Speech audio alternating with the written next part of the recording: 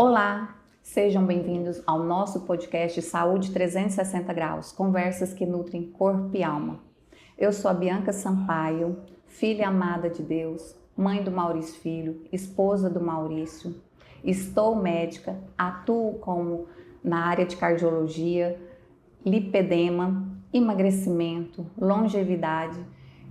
Já tenho transbordado na vida de mais de 60 mil pessoas. Espero também poder transbordar um pouquinho na sua. Então fica com a gente. E hoje, no nosso podcast, estou tão feliz de ter conseguido trazer essa pessoa aqui.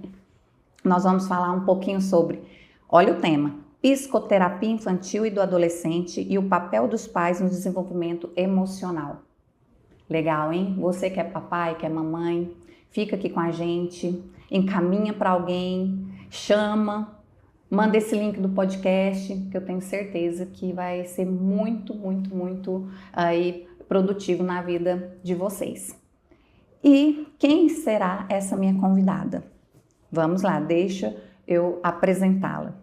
É a Mariana Castro, atende lá na Clínica Ative, aqui em Ceres. Ela é especialista em problemas de desenvolvimento infantil e do adolescente e atua na área de psicologia clínica com base em psicanalítica. E aqui no nosso podcast nós vamos falar sobre autoestima, comportamento infantil, desafios da adolescência, orientação parental e o papel da psicoterapia no desenvolvimento emocional das crianças. Seja bem-vinda, Mariana.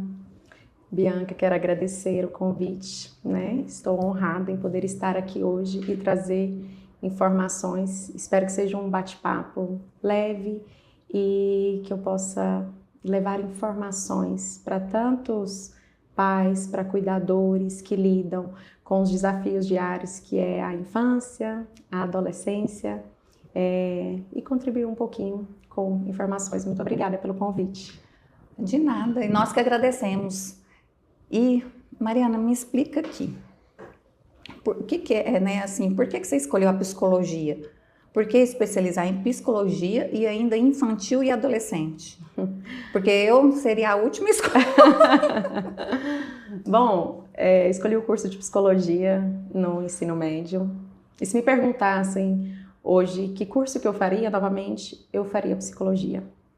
E eu escolhi a psicologia infantil e do adolescente, o que não limita de realizar atendimentos com adultos, porque ainda hoje eu realizo uma demanda menor, mas realizo, porque o atendimento do adulto vai atravessar ali questões da infância. Uhum. E quando eu escolhi a infância e a adolescência, eu escolheria uma palavra que seria afinidade. Então, afinidade desse universo. Né? Porque quando alguma colega me pergunta, Mariana, como que é a psicologia infantil? Por que você escolheu? Às vezes eu fico em dúvida, eu falo, olha, é algo que talvez não tenha certeza, mas precisa de uma afinidade, de estar disposta de falar, eu quero entrar naquele universo. Uhum. Eu quero, porque diferente de uma conversa, assim, como adultas, a infância requer isso daí, e a adolescência também. Então, você tem que estar disposto a entrar naquilo ali, né, naquele mundo, e é o que nós vamos falar, de que forma que lida com isso, com os pais, com aqueles que participam de todo esse universo da infância e da adolescência. Então, seria uma afinidade mesmo. E assim, no caso, é tanta afinidade que ela tem 3 filhos, né? Então, realmente é afinidade. E qual que é a diferença entre psicoterapia e psicanálise? Então, a psicoterapia é uma formação do psicólogo. Então, existem eu saí da psicologia, eu formei em psicologia, eu já... Sim, isso, porque o que acontece? Hoje existem várias terapias, mas a psicoterapia é de função e exercício do psicólogo. Né? Então, a psicanálise é uma abordagem dentro da psicoterapia. Então, existem várias abordagens dentro da psicologia. Então, por exemplo, você formou, né? Você é médica, mas escolheu exercer, foi ali. Isso, exatamente. Da mesma forma, a psicologia. Então, a psicanálise é uma abordagem dentro da psicologia. Né? Hoje, lá na Ative, eu trabalho com muitas profissionais de outras abordagens E a gente tem uma troca maravilhosa também. Não que eu não passe por outras abordagens também, mas é possível ter essa troca. Hoje lá na Ative, como eu disse, tem profissionais maravilhosos que a gente discute casos, faz supervisões, né? Tem vezes que alguma colega vem cá, vamos discutir isso daqui, vamos fazer essa troca, mesmo que abordagens diferentes, me mostra a sua visão nessa área aqui, né? Mas é uma abordagem dentro, uma linha que é seguida dentro da psicologia. E a psicanálise para a criança, como que seria? É deixar ela falar? Como que funciona? Então, a gente vai trabalhar a cura por meio da fala. Só que a criança, nós vamos fazer uma intervenção de uma maneira diferente. Como eu disse, não é um simples falar. Ela vai funcionar de forma lúdica, que é por meio do brincar. Né? Então, através do brincar, a criança vai trazer... tirando dela. Isso, vai trazer questões ali, pensamentos diários, né? Vai trazer traumas inconscientes, vivências inconscientes que a gente traz para a consciência. Então, crenças ali que foram enraizadas. Então, por meio desse brincar, são feitas as sessões de terapia com a criança. Entendi. Às vezes, eu duvido assim, um psicólogo infantil que nunca ouviu, Bianca, assim, mas eu pago o meu filho para ir lá brincar, né? Isso é muito importante esclarecer, porque não é um simples brincar, né? É uma intervenção terapêutica, existe uma escuta clínica ali. Então, ali, aquele bonequinho ali, de repente... Tem tudo porquê, né? Isso, exatamente. Tem um embasamento teórico que você utiliza por meio daquele brincar. Existe uma escuta clínica, existe um planejamento terapêutico que é planejado antes mesmo dessa intervenção ser realizada ali com a criança. Isso é interessante você falar, porque eu levei o meu.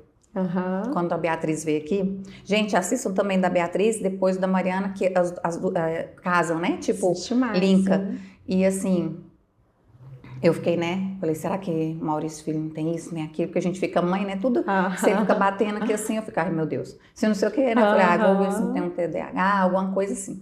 Aí fez todo aquele screen, né? Vai várias... são várias abordagens, né? Ele foi lá na clínica na Ative umas 7 vezes, 7 ou mais. E assim, para depois, aí vem todo o material, aí tem uma devolutiva, assim, do que tem, o que não tem. Aí, graças a Deus, não deu nada, tudo, mas ele é muito ansioso. Aí, olha eu, gente, expondo, né? É assim mesmo, aí eu falei, não, aí a Beatriz vai precisar fazer psicoterapia. E a gente ouviu dentro, né? Eu ouvi dentro da família. Ele é normal. Gente, aí quem vai em psicólogo é doido? E isso eu ouço também no consultório, né? Sim. Aí eu falei, pronto. Aí, mas ele é normal, ele não sei o quê, isso é só coisa de criança.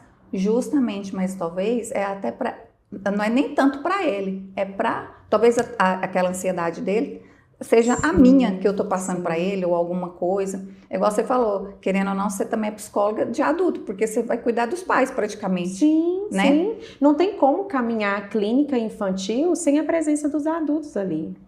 Eu não caminho, né? Não então, existe. assim, vocês querem, né? Quando chega a demanda de tratamento ali da criança, você deseja, né? Iniciar aqui um trabalho com a criança, mas eu preciso de você. Existem 50, 40 minutos de sessão, mas existe uma vida lá fora. Né? Então eu não caminho sozinho. Para além das paredes da psicologia clínica ali, eu preciso de uma escola que a criança está inserida, eu preciso de um ambiente familiar que a criança está inserida, né? Então talvez aquele desafio que você vê diário ali da criança, sabe aquela pontinha do iceberg que é visual, você está vendo ali, mas a gente precisa entender o que é a causa de tudo aquilo. Existe uma história por trás de cada comportamento, né? E diferente da gente muitas vezes querer extinguir um comportamento, a gente precisa entender a causa. O que está por trás daquele sintoma? O que está por trás daquela problemática? O que está por trás de todo esse acontecimento? O que leva a criança a agir daquela forma? O que leva aquele comportamento? E você falando, porque eu lembrei, né, falando tudo isso por causa que muitos pais ou muita gente fala, mas leva só para brincar, vou pagar um absurdo, porque é de jeito. Né? Pagar um investimento, né?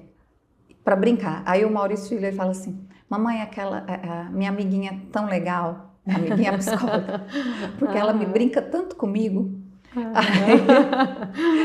Então, assim, a pessoa que não tem essa... Né? A afinidade também, tipo assim, né? Tipo assim, não, primeiro eu acho ótimo porque ele tá tendo essa afinidade, tá brincando, Sim. e ele acha bom ir, né? Mas a gente tem que ter esse conhecimento, é importante você falar que essa brincadeira lúdica ou dele estar brincando ali, tem o porquê daquilo ali. Sim. Porque se colocasse, lógico, sentado e falar, e aí, por que você tá assim? Por que você tá roendo a unha? Por que você tá não sei o quê? Ai, gente... A criança, nós somos seres linguageiros. Então, a criança carrega uma linguagem, né? Nós carregamos uma linguagem corporal, né? Porque às vezes a gente vai conversar, que às vezes começa ali, tá um pouco tenso, então, né? Somos seres linguageiros. E a criança, a comunicação, ela não precisa ser só verbal. Muito importante falar isso também. Não precisa ser só verbal, existe através de um comportamento, naquele brincar, um agir, uma florzinha que a criança pega e leva ali para a terapeuta, é um pagamento simbólico dele de eu agradeço, eu digo sim para a minha terapia, né? Então, todo esse brincar e todo esse lúdico, existe toda uma linguagem ali que é estabelecida e que a criança leva ali para o processo terapêutico. Então, ele não precisa ser uma comunicação somente verbal, mas de várias formas existe uma comunicação ali e um estabelecimento de vínculo entre terapeuta e paciente. Perfeito. Eu estava olhando que pela Organização Mundial de Saúde, 1 em cada 7 adolescentes possui uma condição de saúde mental. No Brasil, 1/4 das crianças apresentam algum transtorno de saúde mental. Gente, é muita coisa, né? Você pensar, 1/4 é 25%. Olha a importância de se cuidar da saúde emocional.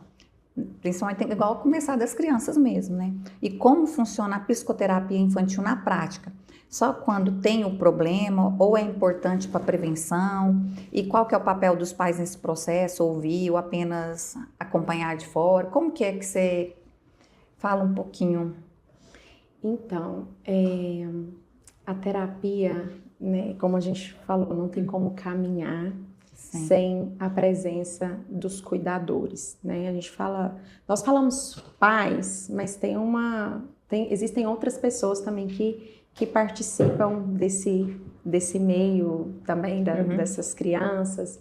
E não existe, nunca, Bianca, sentou um paciente lá na minha cadeira e falou assim, eu vim aqui para te falar que tá tudo bem, né? Eu estou ótimo. Não, sempre existe uma demanda de tratamento. Então, talvez exista uma prevenção, mas essa prevenção ela pode aparecer, mas já existe uma problemática ali. Você falando isso daí veio agora, é o meu caso. Né? Você concorda igual do Maurício Filho? Ele não tinha, tipo assim, mas foi como prevenção? Foi para ver se tinha um TDAH ou se tinha algum autismo, traço de autismo, alguma coisa. Mas não deu, mas deu ansiedade. Sim, igual você falou, porque se eu não tivesse percebido alguma coisinha, eu não tinha levado. Isso, é isso daí. Isso. É aquela coisa assim, às vezes é necessário uma orientação. Às vezes os pais estão olhando e falam, parece que tem alguma coisa que não está legal, mas será que eu preciso, o que mais? Será que existe algo ali que eu não estou conseguindo ver? Eu preciso de uma orientação profissional? E aí, por exemplo, o seu exemplo, ele foi para uma avaliação neuropsicológica, não teve um diagnóstico, mas ele pode ir para uma psicoterapia, onde vocês observaram uma outra demanda de tratamento. Mas existe uma demanda de tratamento ali. Então, como eu disse, nenhum paciente vai sentar e falar, eu vim aqui porque eu estou bem, eu quero te contar. É diferente de um paciente que está em processo de tratamento e traz algo que ele conseguiu conquistar com o processo. Olha, hoje eu quero te falar que eu consegui aquilo ali, olha que conquista. Ou a criança por meio do brincar mesmo, né? Uma construção ali, olha o que eu consegui fazer. Eu não acreditava, ou até a linguagem que a criança às vezes utiliza, às vezes chega com aquela fala pronta, com aquelas crenças enraizadas, eu não consigo fazer nada, eu não consigo. Aí a criança fala, não, eu consigo. Eu consigo, olha, eu já sou bom para fazer isso. E você vê uma mudança de comportamento ali, né, de algo que foi trabalhado, que já tem um processo caminhando. Perfeito. E uma coisa que a gente já estava falando, mas o que significa porque a gente fala assim, né, orientação parental na prática, né? E por que ela é tão importante, igual a gente falou, no tratamento psicológico infantil? A gente vê que hoje em dia tem muitas mães, né, que são sozinhas, vamos falar assim, não tem a figura do pai. E quando a gente fala de figura, essa orientação parental, tá falando dessa mãe ou dessa avó, mas também quando é o pai e a mãe, como que, assim, eles vão sempre na sessão ou é como que funciona geralmente? Sim, então, os pais ou responsáveis, cuidadores dessa criança, eles vão receber essa orientação parental em relação ao tratamento daquela criança. Ou seja, são estratégias que vamos elaborar, criar ali, orientação de, olha, você está indo por esse caminho, vamos tentar de uma outra maneira. Então, é uma orientação mesmo para aqueles que cuidam da criança e que passam por desafios diários que talvez passou despercebido, não sabe como lidar em determinadas situações, mas tem algo que é muito importante, Bianca, que eu faço questão de frisar e reforçar na primeira sessão com os pais. É de direito da criança e ética, o profissional precisa ter ética em saber que existe um sigilo com aquela criança. Então, da mesma forma que existe um sigilo com os pais daquilo que é conversado, existe um sigilo daquela sessão. Então, eu não chego para os pais e falo, olha, o fulaninho veio aqui hoje, ele brincou isso e isso, e ele me contou isso, você está sabendo que aconteceu isso? Não, a orientação parental vai ser, eu posso colher dados e orientar a partir daquilo de uma outra maneira, não levando as informações, porque eu preciso de um vínculo, de uma confiança estabelecida com aquela criança ali, ou um adolescente. Seu, né? Ele é meu paciente. Assim como existe uma ética de sigilo profissional com o adulto, é de direito da criança e do adolescente também. Aí a questão, mas e aí, como que você vai fazer, né? Eu vou conversar nessa orientação parental, além de fazer as orientações necessárias, que eu percebo que precisa melhorar ali na realidade da criança, eu vou questionar também. Olha, me conta um pouquinho, como que você percebe o comportamento dentro de um ambiente escolar? Você pode me trazer um pouquinho em relação a isso, né? De que forma, como que vocês repararam isso daí? E aí, aos poucos, eu vou fazendo essa escuta da família, pontuando a família em relação àquele comportamento, mas resguardo o sigilo daquela criança ali. Entendi.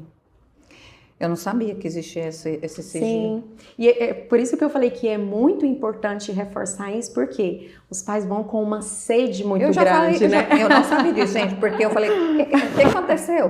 Isso, né? O que ele te falou? O que ele te falou? Isso, mas olha, é tão importante porque ali vão aparecer conteúdos muito íntimos da criança, por isso que quando eu disse o brincar, não é um simples brincar.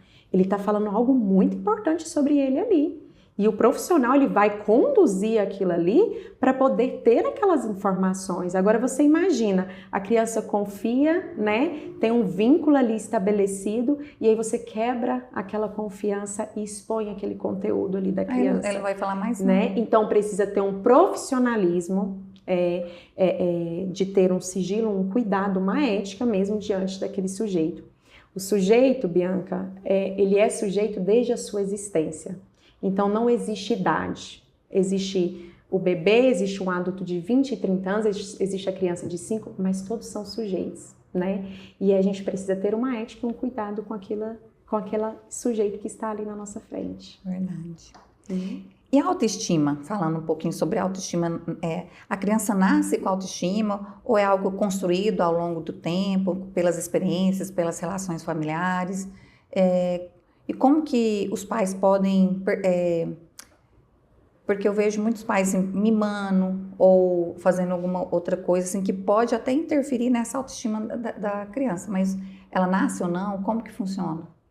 Existe aquilo que o indivíduo nasce e existe aquilo que o mundo vai moldar. Ou seja, o mundo que a criança está inserido, ele importa. Ele é importante. O ambiente saudável, ele importa.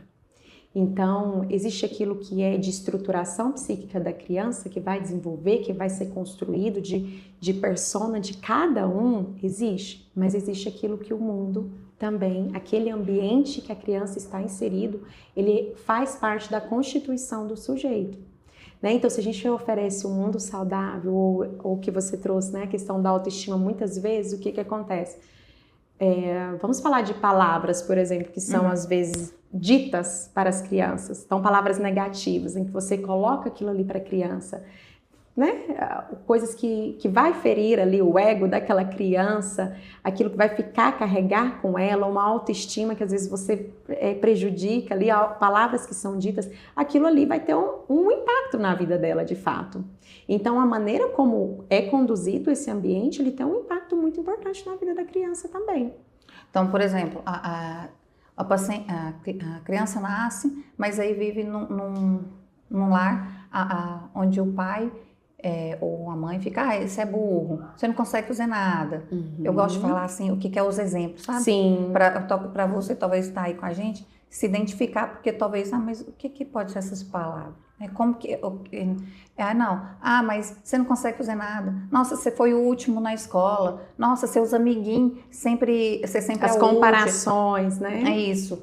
E isso vai minando. Sim, muitas vezes, é por isso que eu falei que o adulto, às vezes, chega ali na clínica por questões lá da infância. Então, talvez o caminhar, vou dar o exemplo que você trouxe, é burro, você não aprende nada, você é incapaz, né? Você não consegue fazer nada, chega ali com uma questão profissional ou na caminhada da vida que ele não consegue avançar, progredir, e aí você vai olhar lá atrás, né, em questões lá atrás, de palavras que foram faladas, de um mundo em que ele foi inserida aquela criança, porque uma coisa é fato, o que acontece na infância não fica lá na infância, não. Ele é um chão que nós pisamos a vida inteira. Então, é algo que nós vamos carregar para a vida. Então, muitas vezes acontece isso, do adulto chegar na clínica de uma questão que foi lá da infância. E quantas crianças que às vezes cheguei lá, eu não consigo, eu não faço, tem uma crença ali por trás, entende? Tem muitas vezes traumas inconscientes, a criança repete aquele comportamento, tô com uma dificuldade de desenvolvimento ali de aprendizado na escola, não consigo, a criança não avança, não está aprendendo a ler, aí você vai pegar o histórico, tem isso daí, né? O mundo que ela está inserida importa, por isso que eu falei, a clínica não fica somente num ambiente ali dentro não, fechadinho, a gente precisa saber lá fora, como que é? Vamos fazer uma visita escolar, de que forma que é tratado ali? Como? E a gente está falando, não é somente de pais, tá, Bianca? Porque é importante falar que existem cuidadores na vida das crianças, né? Existem babás, exatamente, professores, avós. Então, recebam avós na clínica, para a gente vamos entender um pouquinho de como que é essa tratativa ali, porque o mundo que a criança está inserida é muito importante para desenvolvimento de autoestima, para autoconhecimento. Então, são duas coisas importantes. Aquilo que a criança nasce, que carrega, uma estruturação psíquica que ela vai constituir, mas aquilo que o ambiente vai moldar. Então, são dois fatores muito importantes. Isso daí eu linko com a nutrologia e linko com o espiritual sempre. É a mesma coisa, né? A gente tem a genética. Eu tenho a genética de ser gordinho. Mas emagreci. Mas se eu tenho um ambiente que é epigenética, sim, eu vou engordar de novo, né? Se eu só alimento com, né? Eu só tô ali no ambiente que meus amigos de trabalho pedem todo dia lanche. Né? Eu já começo a ficar aquilo normal. Sim. E eu já tenho uma genética ruim, eu só tô alimentando aquilo. É a minha genética? Não, a genética não foi como diz, não é o 100%. Você tem a genética, mas você está ajudando, que é o ambiente, que não está sendo legal. Mesma coisa, eu tenho a genética de meu pai teve um infarto com 40 anos. Eu vou ter esse infarto? Depende. Sim. Depende de você. Sim. Né? É isso daí. A criança nasceu desse jeito. Mas e aí o ambiente? E aí vem outra coisa espiritual, né?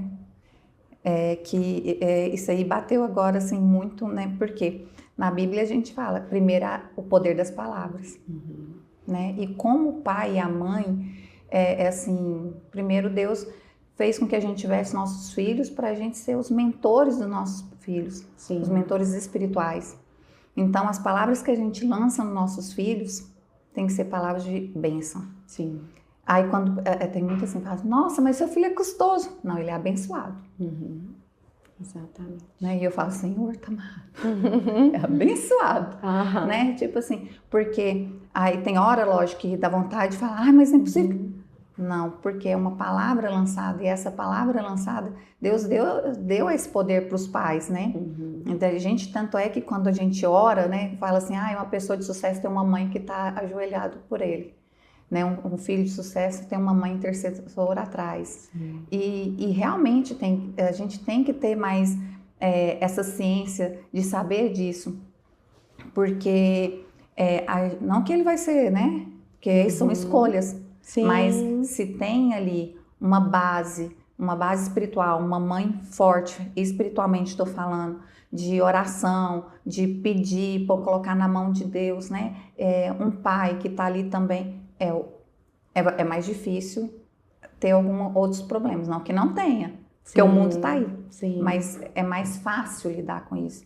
Então que nós pais tenhamos saber desse papel nosso, né? Que nós somos boca de Deus aqui, principalmente na vida dos nossos filhos, igual você falou, porque dependendo dessa palavra, vai ser uma crença uma crença limitante, que a gente chama, né? Lá na frente vai ter algum outro problema. Exatamente. Que aí não vai ser a criança, vai ser o adulto que vai chegar lá, igual você falou. Sim. Então, essa palavra dita, ela precisa ter um cuidado com ela.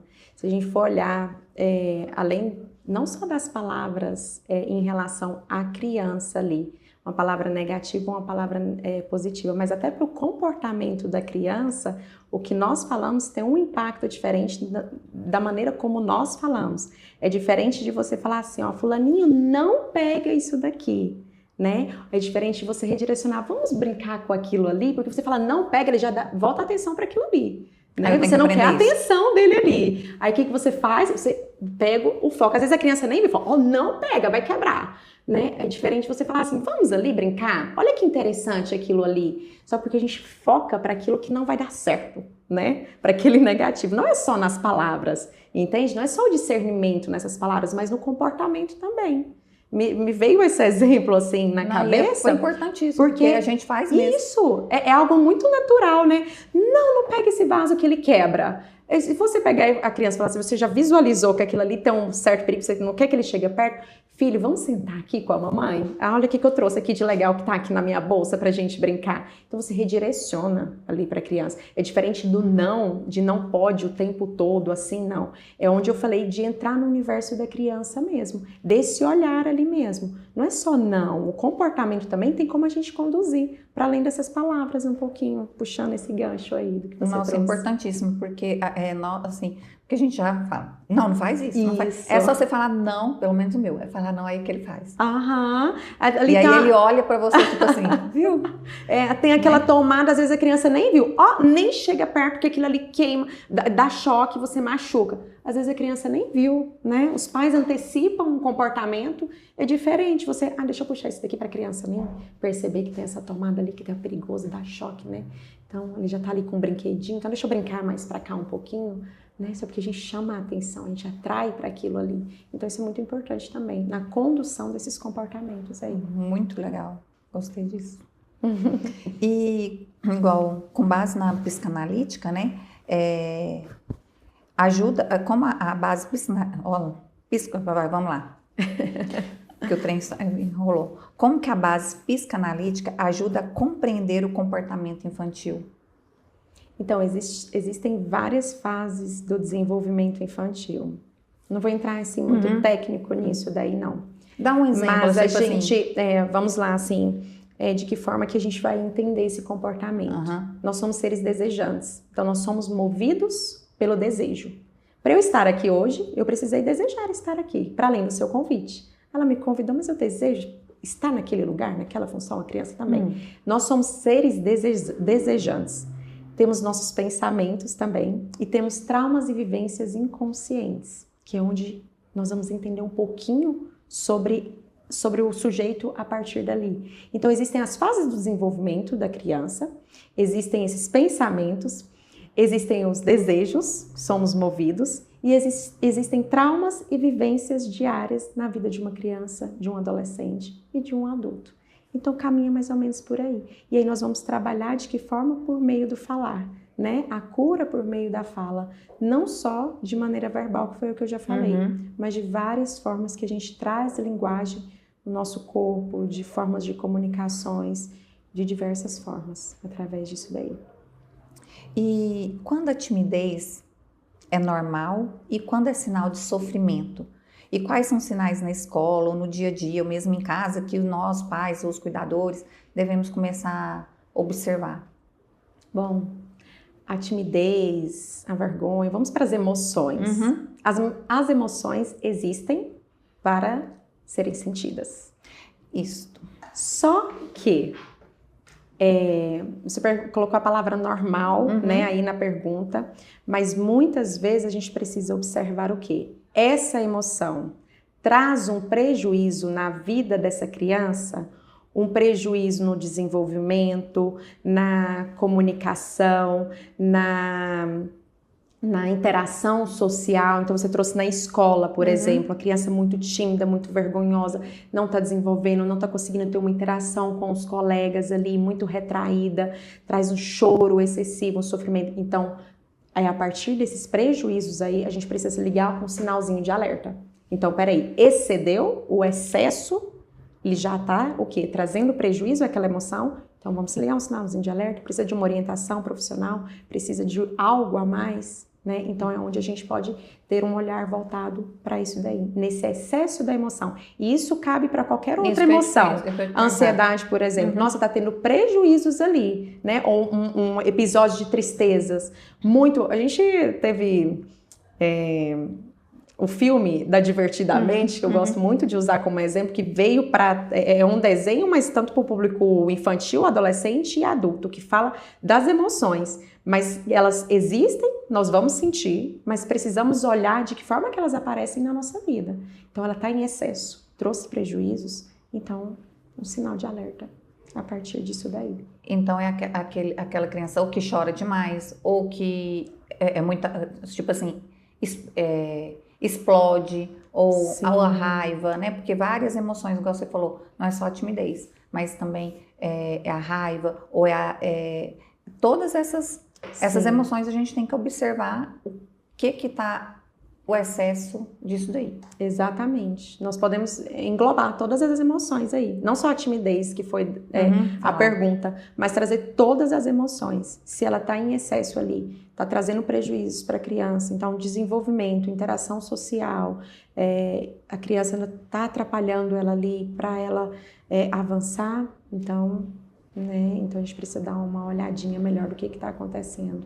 A criança, quando, igual no caso, as escolas hoje, né? Elas estão preparadas para isso? Eita, isso não é verdade? Pergunta. Porque eu vejo que não, né? Tipo, não tô... Não, tô falando assim, porque na verdade é tão corrido, porque é muita criança, não é a pessoa, né? Nós estamos falando, é o processo mesmo. A gente vive tão no automático que talvez a gente não tenha... Não estou falando só da escola, não. Estou falando da gente, né? Da casa. Sim. Porque também... é uma correria. Nossa, quando eu vejo...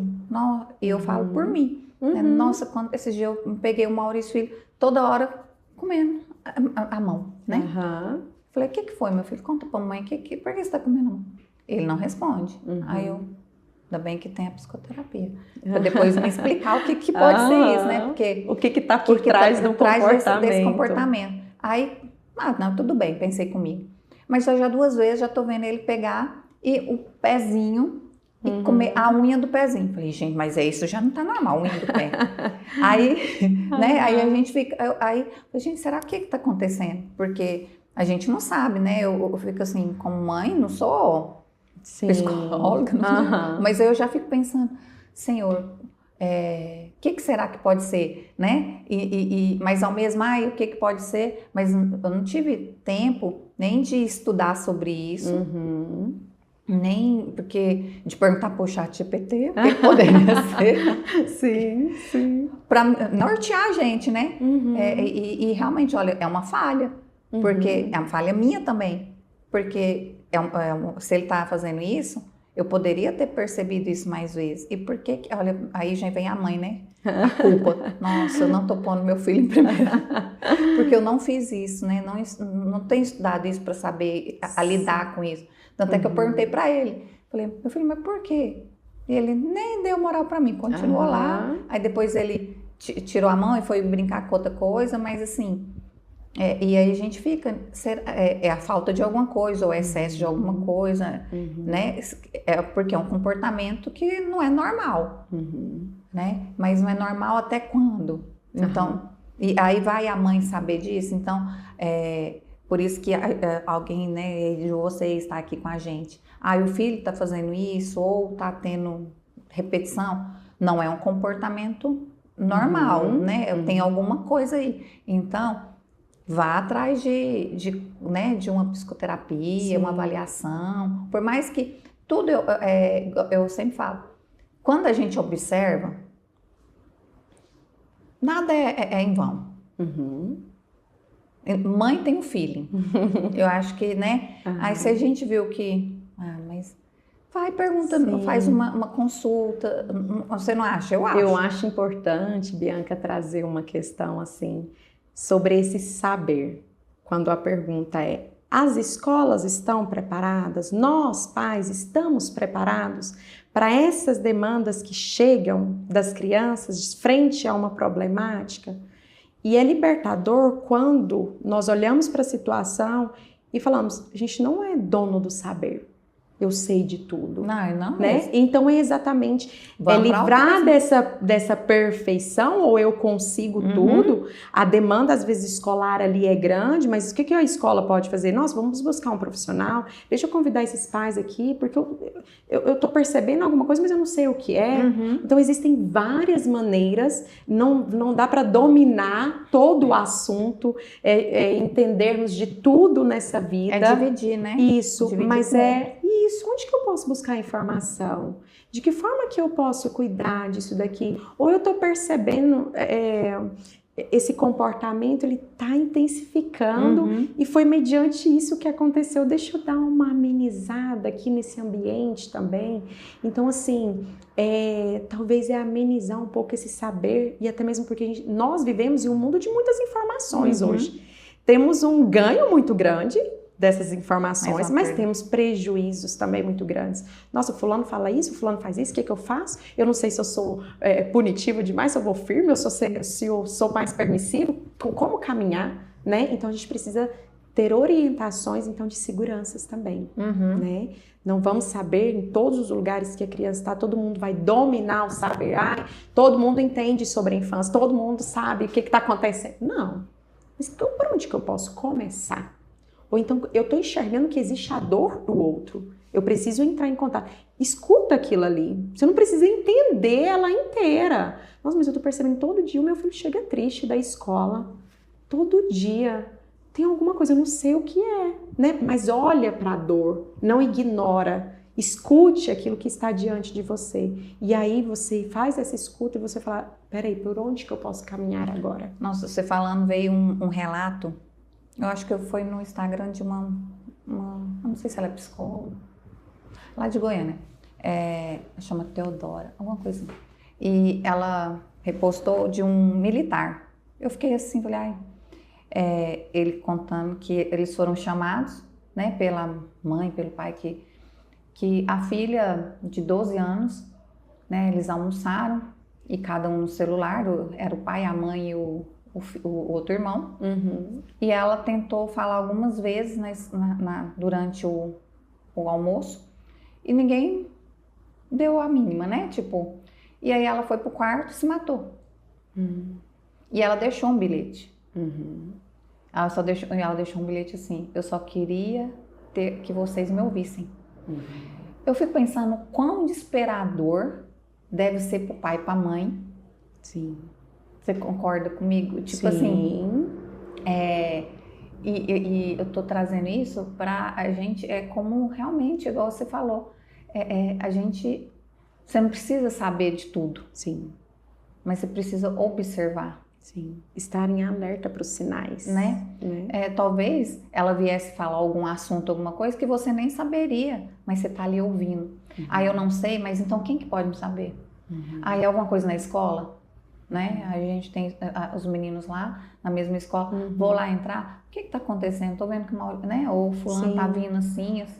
Por que não, aqui tá normal. Não, então é em algum outro. Será que ela em casa? Não tô sabendo, então vamos na psicóloga, porque talvez eu não sei, né? Aí foi depois de um fato, mas eu não tô sabendo que fato que aconteceu lá em casa ou que desencadeou isso. Porque a gente tá tão no automático mesmo e muitas vezes tudo bem. A gente não vai saber o que foi um fato que aconteceu em casa ou depois daquela data, né? Aí vem os profissionais para nos ajudar, né? Mas é eu ter percebido que não tá legal. E procurar ajuda. Não ser negligente com aquela emoção que às vezes está gritando ali, né? O grito ele pode ser silencioso muitas vezes, né? De um comportamento, de uma emoção. Então, se percebeu, vamos olhar para ele. É muito comum. Já viu quando é criança? Nós vamos falar aí um pouquinho sobre as birras, né? Que é um dos temas. Próxima. É muito comum, né? Tá dando birra, não olha não. Finge que nem viu. Nossa, machucou, mas nem olha, porque se olhar é pior, né? Não, nem chega perto, porque tá dando a birra do mundo. O que nós fazemos, né? Como se não pudesse olhar. Esse senso comum de que não pode olhar para a dor do outro, ignore a dor do outro, tira o lugar de eu estou olhando que existe algo que está acontecendo ali, né? E aí a birra da criança, o choro da criança, o comportamento visto como um comportamento inadequado, ele precisa de quê? De duas coisas: acolhimento e compreensão. Muito diferente do que às vezes as pessoas falam. Aquela criança que chora, que está dando birra, ela precisa de quê? De ser acolhida. Ela precisa de compreensão daquela situação que ela está vivendo. Como, gente? Me dá luz, como que eu vou fazer isso? No supermercado. Quero carrinho. Carrinho. Sim. Quero carrinho. Sabe o que a gente trabalha que eu oriento muito? Previsibilidade para a criança. Então, nós podemos caminhar de duas formas. É muito comum, o exemplo que você trouxe, eu gosto muito de dar exemplos para a gente explicar na prática, né? Então, você vai trabalhar primeiro com a previsibilidade. Olha, nós vamos ao supermercado hoje, tem uma lista de compras, nós vamos para comprar frutas que lá em casa acabou, certo? As frutas acabaram, eu preciso ir ao supermercado. E a criança chega ali, né? Ela deseja o quê? Viu um carrinho. Ele é deslumbrante. Por que a criança vai dar birra? Porque ela ainda não tem um controle inibitório dos impulsos.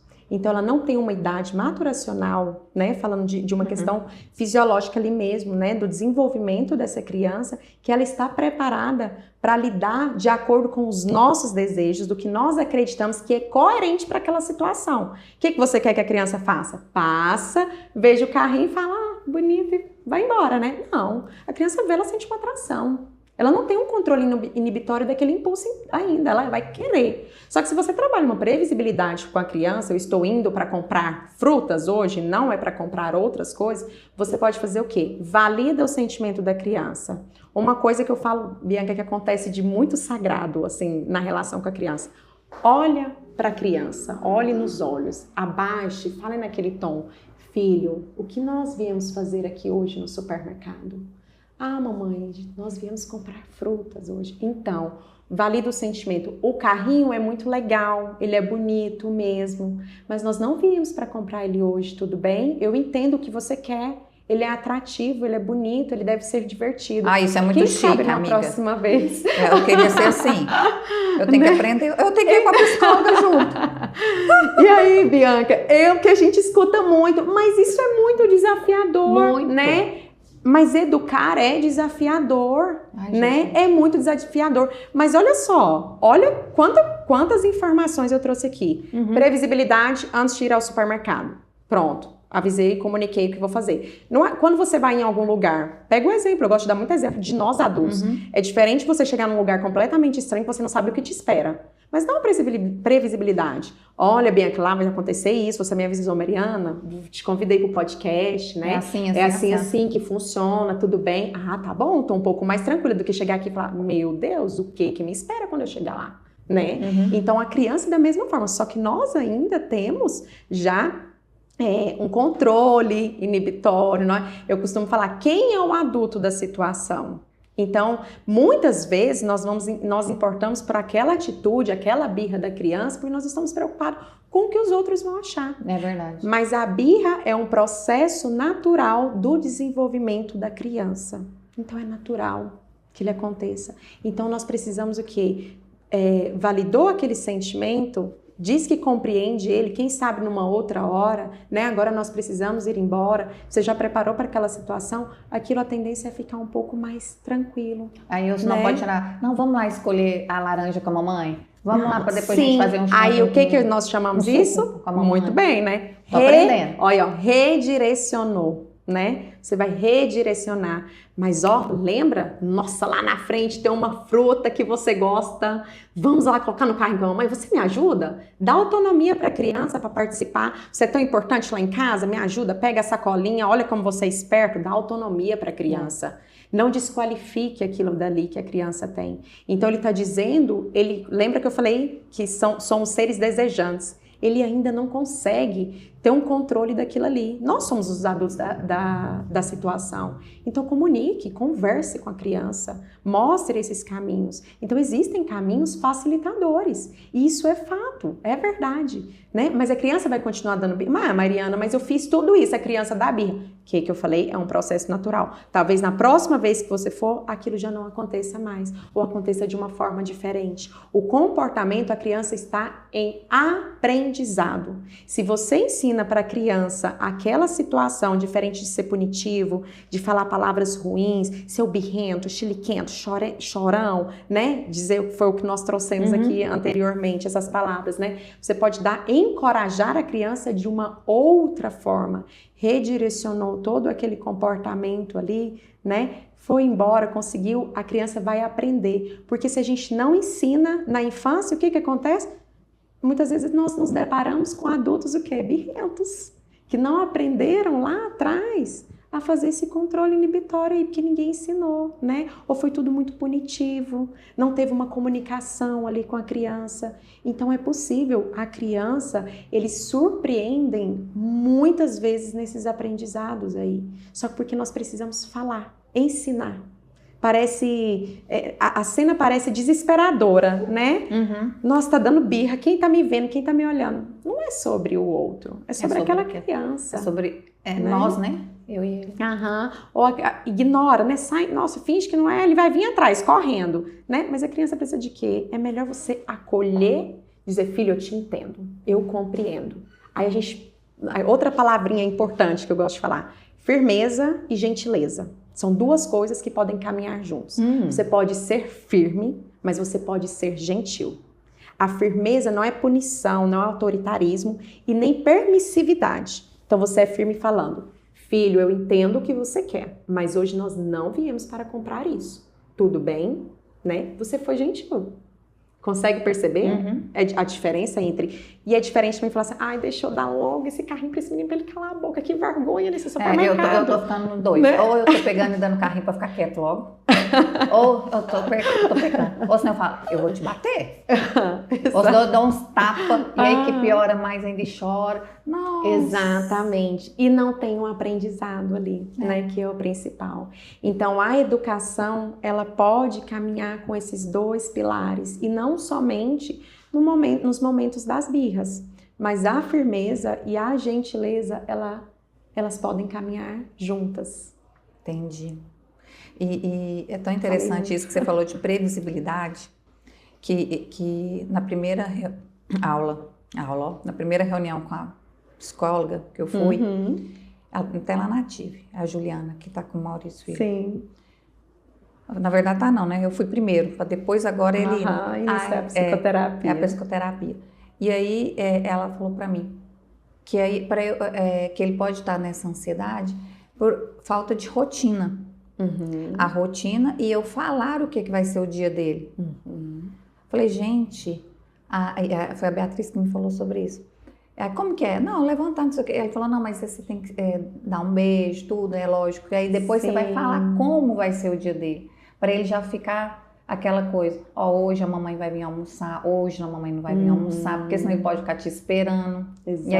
E a gente acha que isso é besteira. Que eu falo, ai gente, ai meu Deus. São pequenas coisinhas ditas ali que faz, assim, uma diferença tremenda ali para criança. Porque talvez ele vai ficar esperando, né, para eu levar ele para a escola. Não, hoje a mamãe quem vai te levar é a babá. Mas a mamãe vai te buscar, ou é o papai que vai te buscar, depois nós vamos fazer isso. Hoje você tem natação. É uma coisa assim, falando o dia dele. Sim. Que aí como você falou, é uma previsibilidade que pra gente tá no automático, mas pra criança, tipo assim, como que vai ser aquilo ali? Hoje será que eu vou pra escola? Hoje eu vou ter natação, sabe? Né? E isso é interessante a gente falar, porque já pra ele diminuir aquela ansiedade, como que pra gente pode ser besteira mesmo. Isso. E assim, é tão importante, pequenas coisas que nós falamos.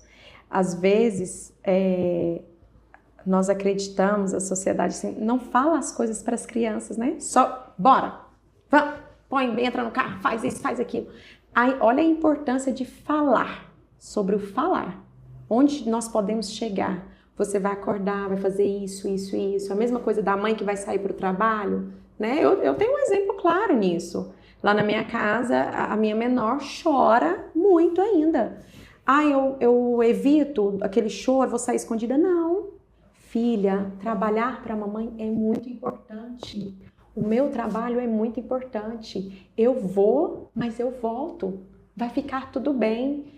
Pronto, eu mostrei para a criança, nós somos a segurança das nossas crianças. Tanto é que ele fala, mas só não volta, né? Isso, eu tenho uma musiquinha que eu canto lá em casa, que eu falo, ela completa, eu falo e ela completa, e aí no final eu falo, a mamãe vai e a mamãe, aí ela fala, volta. Falo, pronto, eu estabeleci esse ritual como uma quebra daquele momento de dor, mas não, eu deixo que ela entre em contato também, porque tem dia que ela quer chorar, ela quer a mãe. Tem dia que ela quer a mãe, não é? Tem dia que a gente não quer, aquele colo, né? Talvez a mãe, aquela semana foi mais corrida, eu fiquei mais ausente, mas é muito importante também nós falarmos, você é importante para mim, mas a minha profissão também é muito importante para mim. O que eu fiz? Eu falei. É tão simples e às vezes nós simplesmente não falamos. A verdade precisa ser dita. O óbvio, que às vezes não é falado, ele precisa ser falado. Sabe aquela coisa? Mas é tão óbvio. Fale o óbvio. Eu te amo, você é importante, o meu trabalho também é importante. Mamãe vai, mais volta. Isso, exatamente. Né? O primeiro dia, adaptação escolar. Olha lá, você vai conhecer a sua escola, vai ter professor, vão ter coleguinhas, a mamãe vai te deixar, mas a mamãe vai voltar. Então, são tantas coisas que nós podemos falar para a criança e nós preparamos a criança para aquela situação. Não quer dizer que a criança vai agir exatamente como a nossa expectativa. Porque o nosso desejo é diferente, muitas vezes, com aquilo que a criança pode oferecer naquele momento, né? A gente tem que ver a nossa expectativa. A gente quer que, não, aí se eu fizer tudo isso daí da birra, ele vai ficar quietinho. Né? Aí, talvez aí eu fiz igual a Mariana falou e não deu certo. Não deu certo, né?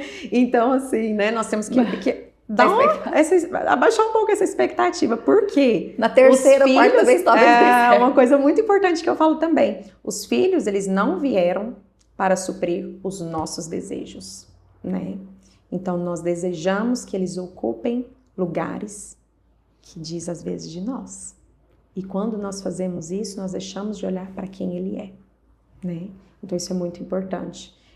Não dá para satisfazer esse desejo o tempo todo, né? Então, um exemplo, um adolescente. Meu pai quer que eu curso tal faculdade. Para mim, isso é o terror. Meu sonho é fazer isso. De quem que é o desejo, né? A pessoa está ali frustrada, eu não quero de forma alguma. De quem é esse desejo? Diz daquele adolescente indeciso ali? Ou diz o desejo dos pais? Nossa, meu sonho é que meu filho toque piano.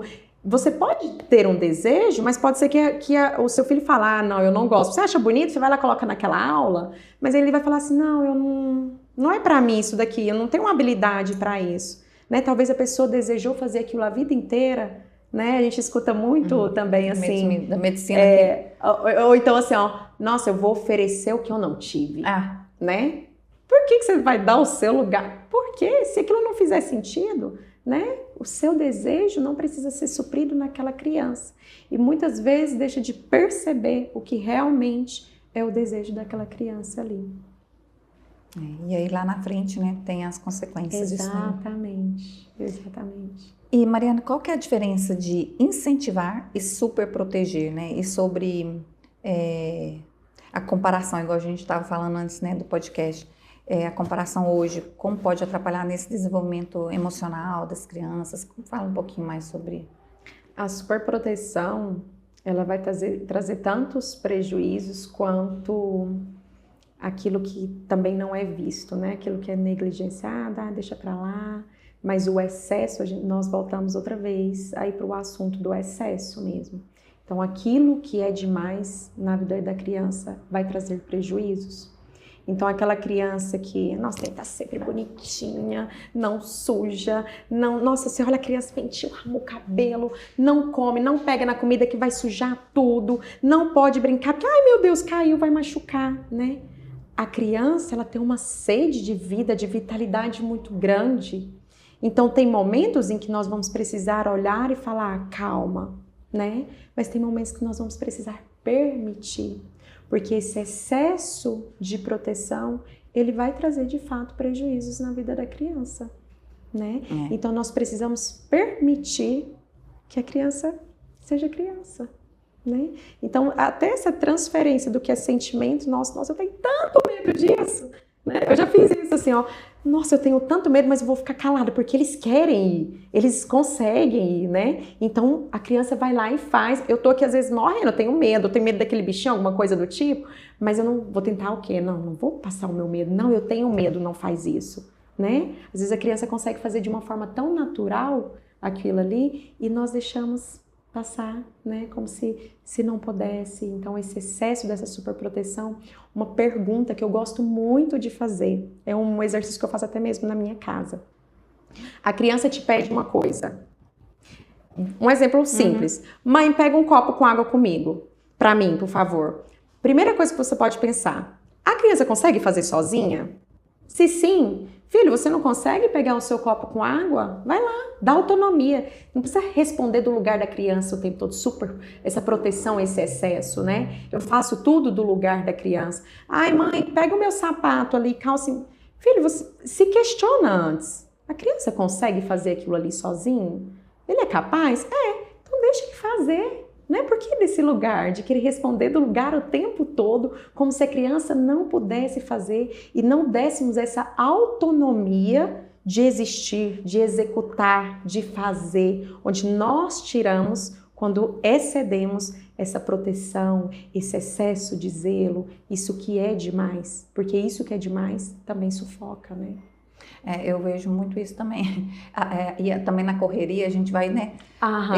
Não, eu já ponho a roupa do Maurício Filho, eu já ponho não sei o quê. Aí, o psicólogo, ele já tá vestindo a roupa sozinho. Pensei comigo. Não. Falei, ai, gente, ele já come sozinho? Não. Aí lá, quando ele tá com o pai dele, lá que eu vou fazer meus cursos, deixo lá, eu descalço e sem camisa. Aí, a preta, ele que fez. Aí, tira foto, ele comendo sozinho, não sei o quê. Falei, gente, lá em casa, quando tá... Eu falo que é muito importante, Bianca, esse momento com o pai também, porque ele é um pouco assim, deixa a criança respirar um pouco. Sabe aquela coisa assim, você sabe quando a mãe arrumou e quando foi o pai que arrumou a criança para sair, mas a criança tá ali tão feliz naquela situação. E eu falo, gente, deixa o pai ser pai. Eu falo porque eu já me corrigi com isso também, de muitas vezes falar assim, não acredito que aconteceu isso. Aí eu parar e falar assim, não. tá tão bom aquele momento ali, Isso. né? Aquilo ali tá tão importante para eles, né? Aquela conexão ali, e a gente sai daquele momento perfeição, o que nós falamos da família Margarina, né? Que tá tudo bonitinho, arrumadinho. Tudo para tirar foto no Instagram. Isso, exatamente. Vamos relaxar um pouco, calma. E muitas vezes nós caímos no automático também. A correria, a gente precisa se policiar, porque hoje nós vivemos em um mundo, né? Então, por exemplo, nós trabalhamos fora, é aquela rotina de escola, toma banho, arruma, almoça, faz isso, busca, corre, chega, tem paciente, isso, exatamente. Às vezes nós precisamos falar, ai, calma, eu falo por mim, porque eu falo, meu Deus, eu tô assim o tempo todo, bora, vamos, tá atrasado, né? Mãe, eu tô atrasado. Não. Ontem eu fui numa loja, achei tão engraçado. Aí ela falou assim, nossa, a só vem aqui, só tá sempre tão corrida. Aí eu respirei fundo. Falei assim, mas eu não tô corrida. Pensei assim, eu não tô atrasada pra nada hoje. Por que eu tô assim? Aí eu falei, né? Isso, exatamente. E eu já tava pegando negócio tipo assim, falei, gente, peraí. E é o automático, e é a mesma coisa, igual. Aí o Maurício percebe tanto isso, que tipo, que aí ele fala assim, quando é igual, né, com o pai dele, e aí... Lá, ele e o Maurício, ele fica assim, mamãe, hoje é só os homens. Hoje é programa dos homens. E ele adora, que aí é os programas dos homens, é ele ser criança, porque aí é o descalço, é no chão, é pé no chão, é pé na lama. Aí ontem, nesse tempinho que eu fui na loja, na hora que eu cheguei, ele já estava descalço, ele já estava sem a blusa, porque tá igual o pai, tava sem a blusa, e tinha pisado num tanto de lama e tanto. Aí eu virei e falei, Preto, ai, Loi, deixa, ele não sei o que, nós fomos ali né, lá embaixo, lá na roça, não sei o que. Eu respirei, falei, nossa, mas já tinha acabado de dar banho, pensei comigo. Aí eu respirei, não vou ser a chata, né? Falei, tá. Sim, exatamente. Às vezes a gente reconhece o nosso desejo, mas às vezes é esse respirar fundo e falar assim, cabe para essa situação? Claro que tem um dia que você vai ter um aniversário, você quer que a criança chegue arrumadinha ali também, né? Então, assim, tentar ponderar, achar um equilíbrio. Né? Dá para equilibrar isso daí. Algum dia dá para permitir, outro dia a gente precisa de, deixa um pouquinho, né? Outro dia, não, peraí, nós temos um horário mesmo hoje para cumprir, tem esse compromisso, tem essa obrigação, né? Então é uma balança mesmo, tentar encontrar um certo equilíbrio nesse meio termo aí. É verdade. Outra coisa, uma pergunta aqui, como explicar o luto, a morte para uma criança sem gerar medo ou trauma? E com que idade que a gente já pode falar, olha, morreu, não volta mais? Como que a Eu acho essa pergunta assim, super pertinente, porque não existe idade para falar sobre o luto, sobre percas. E muito contrário, às vezes, do que as pessoas acreditam, que o luto vem como, às vezes, um tabu, como algo que não pudesse ser falado. E a elaboração do luto, a perca ali, ela precisa ser falada imediatamente, né? É preciso levar a verdade para a criança. A verdade precisa ser dita. O sujeito, ele enquanto sujeito, desde a sua existência, que foi o que eu falei. Não existe idade. Então, não existe idade. Você pode falar sobre um luto para um bebê de 10 meses, assim como você também fala sobre uma perca com um adulto de 30 anos. Porque existe uma comunicação ali de uma família enlutada, um ambiente enlutado, e às vezes o medo, o receio de blindar a dor daquela criança é tão grande que não é falado, né? Só que porque é direito da criança também ter acesso à verdade. E aí como falar então? Eu utilizo muito e oriento muitas vezes as famílias e utilizo na prática clínica a falar sobre ciclos da vida, né? Então todos nós temos ciclos, essa é a certeza que nós vamos ter. Então, dá exemplo de uma plantinha, por exemplo, né? Então a plantinha, uma sementinha ali, ela nasce, ela cresce, ela floresce e ela morre. Assim somos nós, né? A gente precisa libertar um pouco de algo como se não pudesse ser falado para a criança. Muito pelo contrário, nós precisamos falar para a criança, para que ela elabore aquele luto, porque existe uma linguagem, uma comunicação daquela família enlutada. E mais, eu não estou falando só de um luto, nós podemos ir além, não é só de um ente, uma perca de um ente querido, né? Nós podemos falar de um luto de um animal de estimação, de percas objetais. Às vezes, a família quer tanto proteger a criança daquela dor que não comunica a perca. E a criança não aprende a perder na vida. E aí, um exemplo claro, assim, uma criança que perde um peixinho. Aí o peixinho morreu. Fui lá, nossa, deixa eu tirar aquele peixinho, vou comprar outro, vou pôr lá. A criança não vai perceber, eu vou pôr o mesmo nome do peixinho e pronto, né? Eu nem ensinei aquela criança que ela pode perder. Perdeu o cachorrinho. Nossa, compro outro, da mesma raça, com o mesmo nome. Vamos lá. Não é o mesmo. Não é o mesmo, né? A criança, ela pode sim entrar com aquela dor. E aí, muitas vezes, as crianças surpreendem, Bianca. Surpreendem com essa reação daquilo que as pessoas... pai é da reação. Os pais, eu acho que fica com medo da reação, sim, né? E aí, mas aí vem muito dos pais. Sim. Igual você tinha falado daquela vez. Exatamente. No começo, não é verdade? Sim. Porque talvez a gente fica com medo, não vou falar que o cachorrinho morreu, ou que alguém morreu. Ele vai ficar triste demais, ele vai chorar, nossa, ele não vai querer ir para aula, não, vai me dar trabalho porque não vai dormir à noite. Exatamente. Gente, isso é o que a gente acha. Aí também, se não faz nada disso, nossa, mas ele é seco, vai ser a pessoa, Ixi, vai ser uma pessoa, que mais é sobre a gente. Sobre nós, exatamente, o nosso olhar para aquela reação ali, né? E a dor, ela precisa ser vivida, mas cada um elabora o luto de uma forma. Justamente. Né? Não tem uma regra.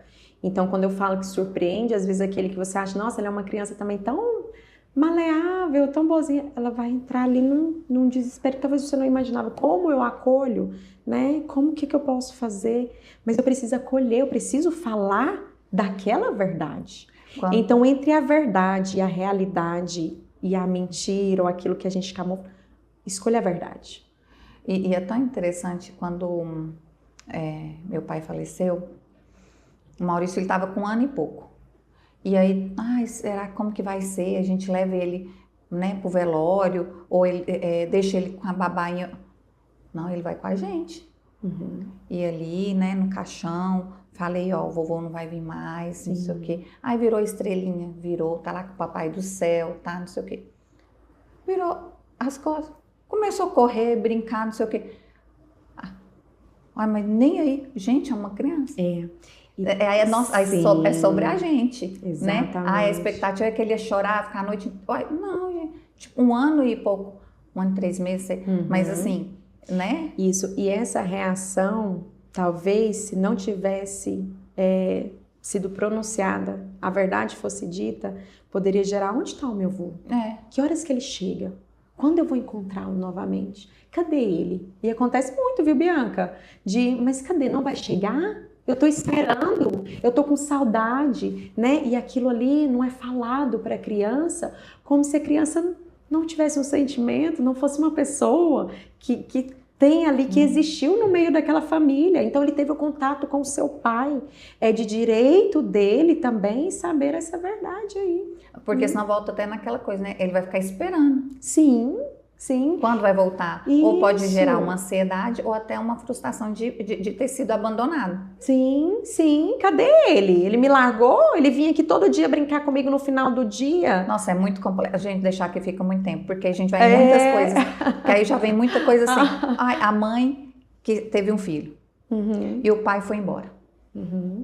É uma situação que pode acontecer, sim, né? Sim. E aí, eu não vou falar pro meu filho que o pai foi embora.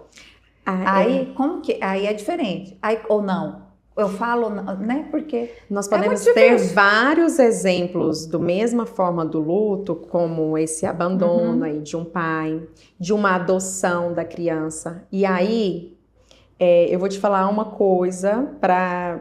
Independente do assunto, porque como você falou, a gente pode ficar aqui, eu ficaria aqui horas conversando.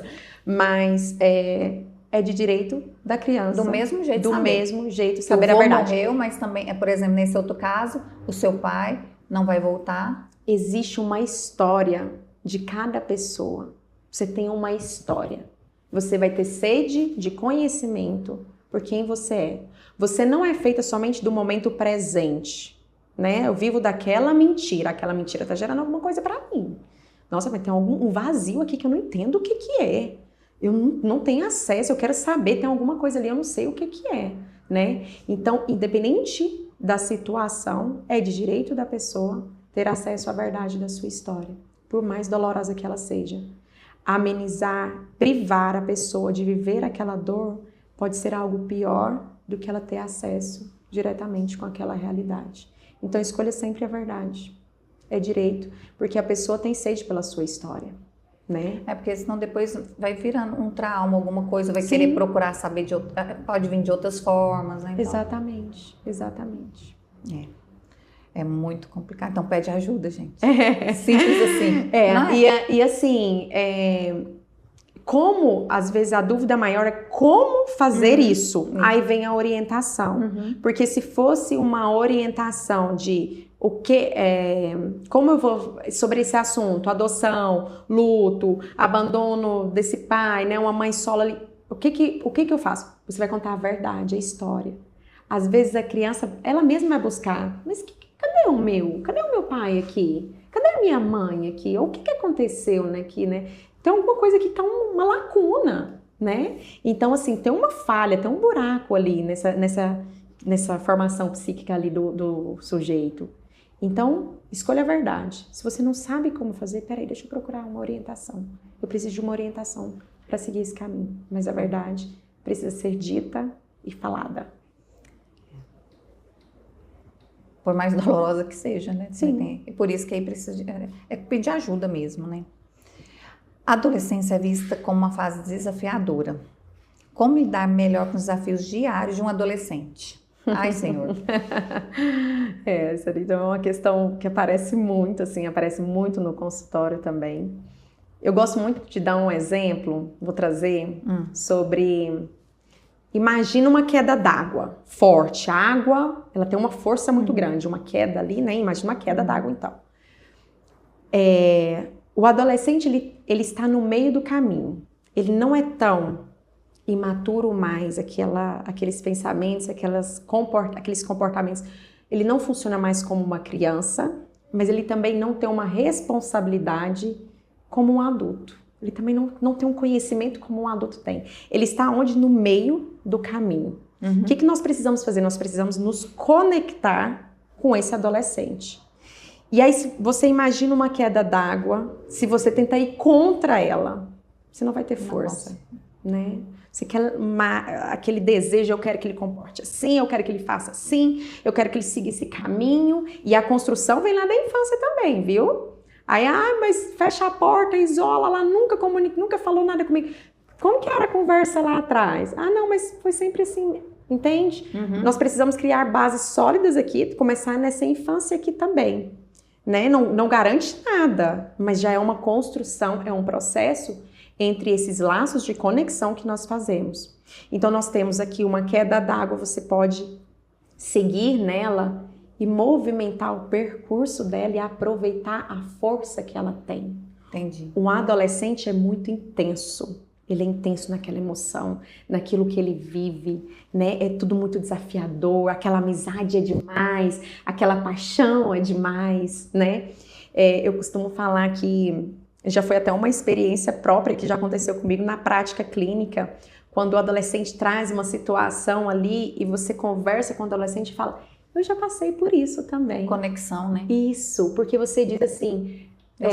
Eu sei o que é isso. Eu falo que existe algo de muito sagrado nisso, sabe, Bianca? Tanto na infância quanto na adolescência. Eu te entendo, eu não sei como é a sua dor, mas eu já passei por isso também, eu sei como é difícil, né? Eu sei como é desafiador. E aí você entra num universo ali que você fala, você também não tá sozinho, né? Mas se você luta contra a força daquela água ali, daquela queda ali, você não aproveita a força que aquele adolescente tem. Então, assim, é a outra situação de entrar naquele universo daquele adolescente, de se conectar a partir do que ele está mostrando ali, né? Porque ele também está muito perdido muitas vezes, né? Para onde que eu vou? Eu não tenho... Mas sabe o que eu sinto, assim, que na adolescência, da mesma forma que ele está perdido, muitos adultos também estão. Sim. Hoje a gente vive uma geração que, assim, são pessoas totalmente... Uma adolescência até prolongada, né? Tipo assim, e muitas vezes nós mesmos também, em algumas situações, né? Porque quando a gente vai começar a estudar, ou quando a gente vai começar a tentar entender alguma coisa, a gente sabe que a gente não está 100% em todos os nossos pilares, não. Exatamente. Né? Eu brinco muito com meu esposo, tipo assim, se a gente tiver 70 em todos, a gente tá muito bom. Né? Sim. E assim, a gente vai estar um 80, né? Mas assim, não é fácil. E porque hoje a gente vive um mundo que nós adultos realmente estamos muito falhos em algumas demandas. E isso vai transparecer para o nosso filho mais jovem, ou um adolescente, ou dentro de casa, no nosso ambiente. Então, tudo que você me falou aqui, eu fico pensando assim, o quanto a gente está perdido mesmo. Né? E realmente, não, eu estou mais perdida nessa parte, vamos procurar ajuda? E aí, as pessoas não estão procurando ajuda por achar que o GPT vai fazer, ou a minha mãe vai saber porque ela é mais velha e já passou por isso, ou a minha amiga não sei o quê. E aí a gente não direciona, primeiro, para quem pode, que é Deus. Segundo, para quem Deus usou aqui na Terra e deu sabedoria para nos ajudar. Que aí é uma psicóloga nessa parte, ou é do médico, vamos, ou é de uma parte de advogado, vamos. Então, assim, a gente pedir ajuda. Aí vem igual você tinha falado, a gente acha que sabe tanto, ou que tem tanta, porque tem muita informação, mas não tem. E a gente tem que, vamos descer do salto para poder pedir ajuda. Às vezes chega muito para mim o atendimento com a criança ou o atendimento com o adolescente. Às vezes um ajuste que a gente faz na orientação ali com os cuidadores dessa pessoa, porque o olhar está tão voltado, ele é o problema. Existe um problema nesse adolescente, não sei o que fazer. Sabe aquela coisa, já fiz de tudo, né? E aí é onde muitas vezes nós nos deparamos o quê? Que olhar que precisa ser voltado muitas vezes para você, né? E é justamente sobre isso. E a gente não tem, assim, a gente que está de fora, a gente pode ser, igual eu tenho na família, tem um adolescente. E a menina só fica no celular, só fica no celular, só fica no celular. E aí a mãe e o pai, mas ela só fica no celular, só fica no celular. Aí eu fui observar. Mas o tempo que o pai e a mãe têm, os dois também estão no celular. Sim. A gente pode voltar para a questão até da alimentação, Bianca. Mas esse menino só come isso daqui. Só come bolacha recheada o dia inteiro. Quem que compra a bolacha da casa? Quem que tá oferecendo? Quem que é o adulto? Quem que é o adulto ali? Exatamente. Então, às vezes, a gente precisa olhar para as nossas falhas. E sempre eu falo, acho que em todo podcast ou em quase todos, autorresponsabilidade. Sim. Não dá para fugir dessa palavra aí, né? E aí a gente tem deixado isso. Sim. Né? Sim, exatamente. Tá indo pro finalmente. E sempre quando vai chegando, eu faço uma pergunta que se você pudesse, né, falar algo para alguém, o que você deixaria? Né? É um conselho, uma orientação né? O que você gostaria de falar? Pensando num podcast com tantos profissionais que você recebe aqui, né? Eu li uma vez uma frase em um livro, gosto muito de ler. E para mim ela é bem marcante porque é algo que eu tento fazer diariamente, que fala sobre o que nós sabemos é muito importante, mas quem nós somos é ainda mais importante, né? O saber, ele é muito importante. Mas eu falo com o cuidado que eu tenho de quem eu vou receber, a minha teoria, a minha formação, os meus estudos, o que está por trás, que só a gente sabe, ele é muito importante, mas o olhar que você tem ali para o outro, de quem você é, do que você se doa, e aí a gente pode ir além também, né? Não só na profissão, não, mas quem nós somos enquanto pais, quem eu sou enquanto filha. Às vezes eu acho que eu sei muito, ou estou preocupada com o que eu não sei, que foi o que nós falamos muito, que vem muito de encontro com tudo que nós trouxemos aqui, mas é importante? É, mas quem eu sou... Identidade, né? Exatamente, ele diz muito também, né? Então eu carrego muito isso daí comigo. Eu falo, desde que eu vou receber uma criancinha lá, eu tenho uma teoria, uma bagagem? Tenho, mas eu olho que eu entro e falo, oi, nossa, você vai conhecer a tia? Vem cá para você ver o que eu preparei, né? Às vezes a criança tá com um sapatinho ali que brilha, achei muito legal esse sapato, tia, você viu, eu ganhei da fulana, entende? É esse ser, olhar para o outro, e eu acho que a gente precisa disso o tempo todo. Olha para mim, eu preciso olhar para mim, eu preciso olhar para o outro, né? Nós nascemos precisando de um grande outro, né? Nós somos uns bebês ali que precisa do outro ali por trás. Depois a gente vai crescendo, vamos criando independências de quem nós vamos... Quem é aquela pessoa ali que se constituiu, né? E quem nós somos ali para o outro. Então, eu acho que é algo que a gente precisa carregar diariamente. No trabalho, na vida, na família, no meio social. E outra coisa que eu pergunto também,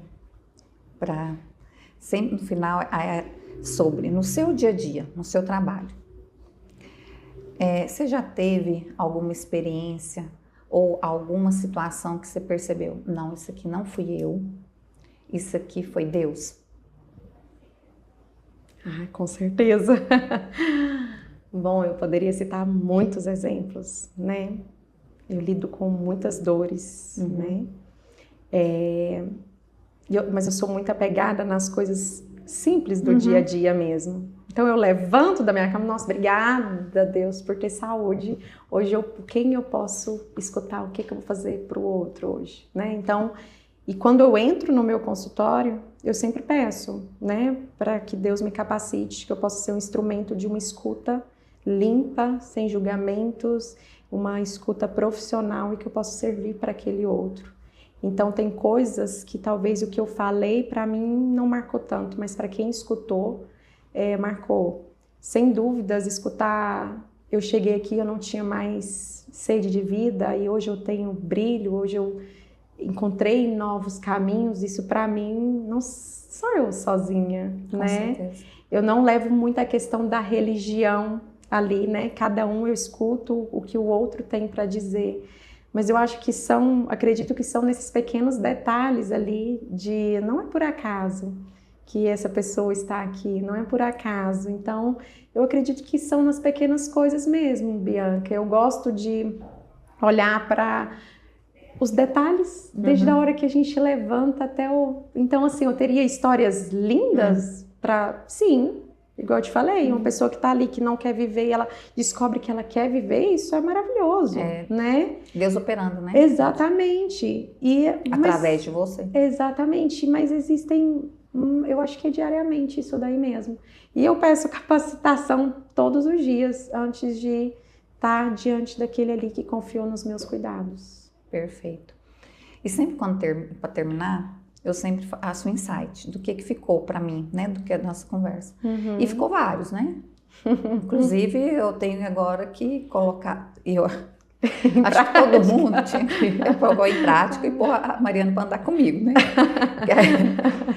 Mas assim, seria interessante, assim, primeiro, é que psicoterapia teria que ser para todos, né? Do mesmo jeito que o emocional, primeiro, o espiritual, que é a base, não adianta uma base, né, um espiritual, sem ter também a capacitação que Deus deu pra gente, né, para vocês. Então, por isso que seria interessante, porque na verdade a gente falou muito de criança, muito de adolescente, mas quem fez, quem formou, né? Que foi Deus que fez algum pai ou alguma mãe, algum adulto. Então, esse filho veio de algum pai, de algum adulto que está machucado de alguma forma. Não tem ninguém que não tem suas dores. Sim.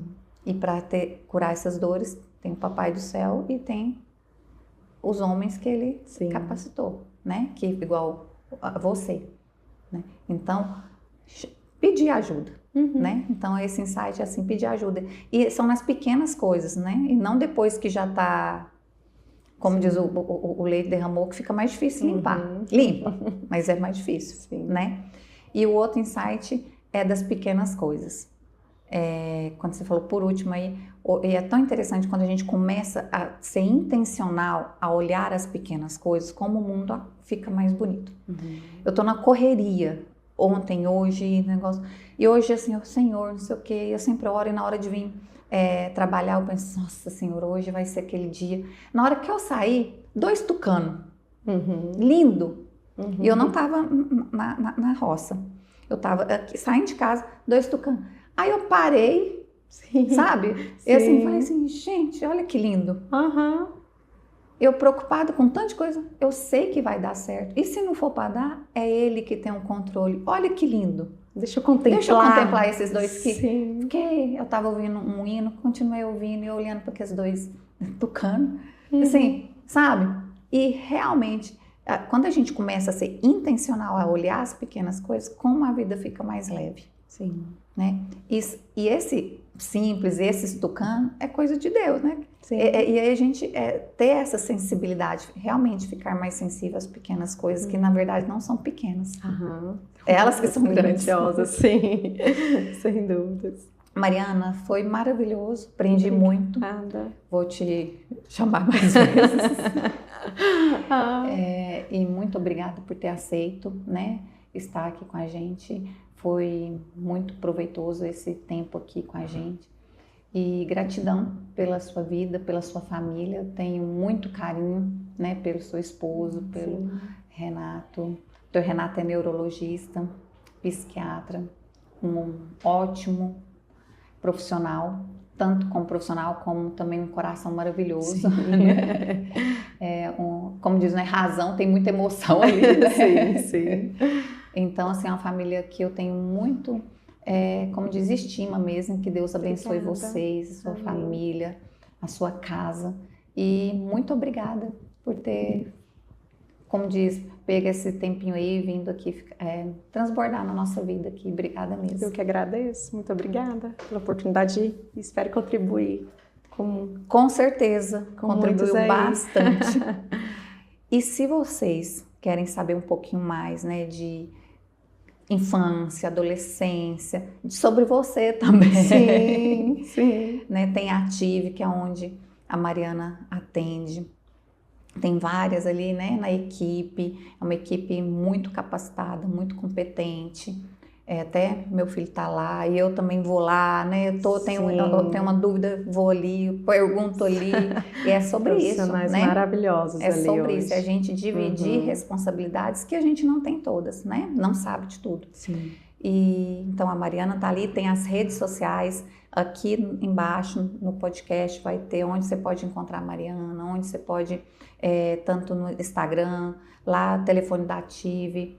E fiquem ligados, sempre aqui no podcast tem assuntos, temas interessantíssimos e qualquer dúvida, estamos aqui. E obrigada por estar com a gente e fazer parte dessa família do podcast Saúde 360 Graus.